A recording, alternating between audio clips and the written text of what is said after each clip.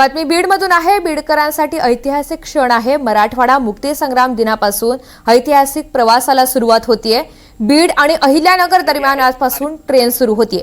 पंतप्रधान नरेंद्र मोदी ऑनलाईन पद्धतीने हिरवा झेंडा दाखवण्याची शक्यता आहे।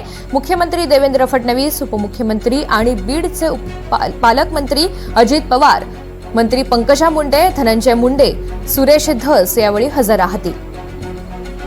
तर बीडमधून आमचे प्रतिनिधी आकाश सावंत आपल्या सोबत आहेत। आकाश, किती वाजता नेमका ट्रेनला हिरवा झेंडा दाखवला जाणार आहे? नक्कीच बीडकरांचं गेल्या अनेक वर्षापासूनचं स्वप्न आज पूर्ण होतंय।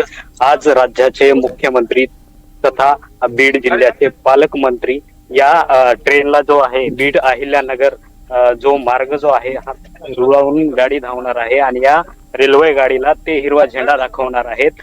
आणि मोठ्या प्रमाणे जे बीडकर जे आहेत या रेल्वे स्थानकावर गर्दी करताना बघायला मिळत आहेत।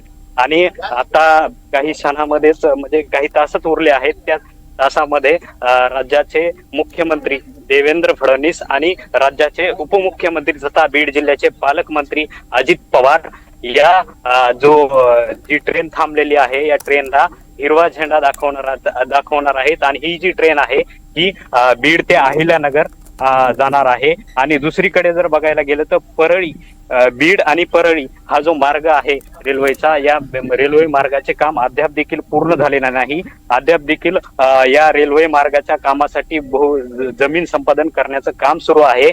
मात्र बीडकरांचं कुठंतरी अर्ध स्वप्न पूर्ण झालंय की काय असं देखील आता चर्चा जी आहे ती बीडकरांमध्ये होत आहे। आणि इकडे दुसरीकडे बघायला गेलं तर या ठिकाणी एक मोठं व्यासपीठ हे करण्यात आलेलं आहे। या व्यासपीठावरून देशाचे जे पंतप्रधान आहेत हे VC द्वारे बीडकरांना रेल्वेच्या स्वप्नपूर्ती दरम्यान एक संबोधित करणार आहेत। आणि यानंतर राज्याचे मुख्यमंत्री देवेंद्र फडणवीस हे देखील या व्यासपीठावरून भाषण करणार आहेत। या त्यांच्या भाषणाकडेही बीडकरांची उत्सुकता लागलेली आहे। आणि बीडचे जे पालकमंत्री आहेत अजित पवार हे देखील या व्यासपीठावरून बीडकरांना संबोधित करणार आहेत।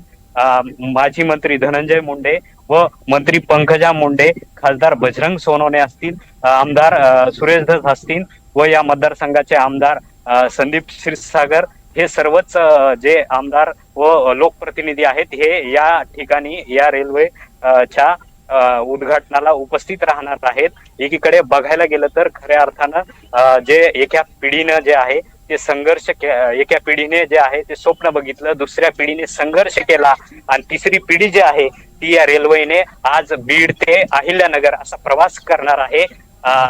एका अर्थाने बघायला गेलं तर अनेक दशकापासूनचं स्वप्न जे आहे ते बीडकरांचं आता पूर्ण होताना दिसतंय आणि त्याचमुळे आनंदाच्या भावना आपल्याला पाहायला मिळतात। धन्यवाद सविस्तर माहितीसाठी।